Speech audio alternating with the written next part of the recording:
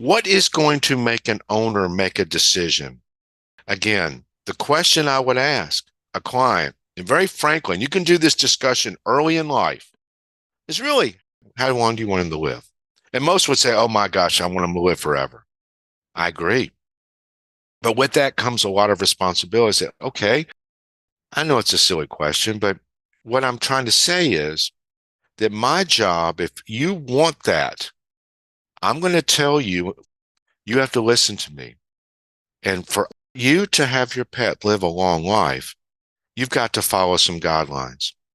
And so I ask that. And then, as Mark Twain says, it's not the day you're born, it's not the day you die, it's the dash in between that makes the difference.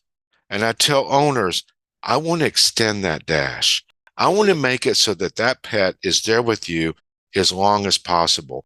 Owners understand that question. You can start throwing periodontal disease. You can start throwing all the little statistics of 30% or 50% more of them have more pathology under x-rays, or 80% have periodontal disease.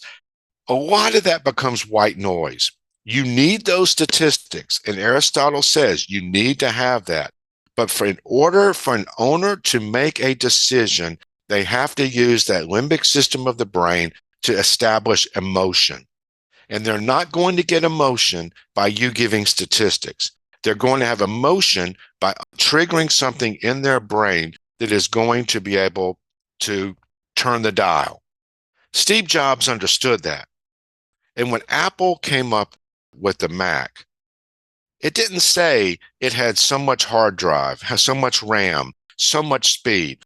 And you know, Dell would come up with those commercials, and Gateway, which again, no longer in existence.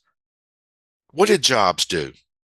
He said, if you have an Apple, you can change the world because you're able at your fingertips to do whatever you want. That is exercising the limbic system of the brain using the why versus the how. So how can we accomplish some of these goals in an exam room?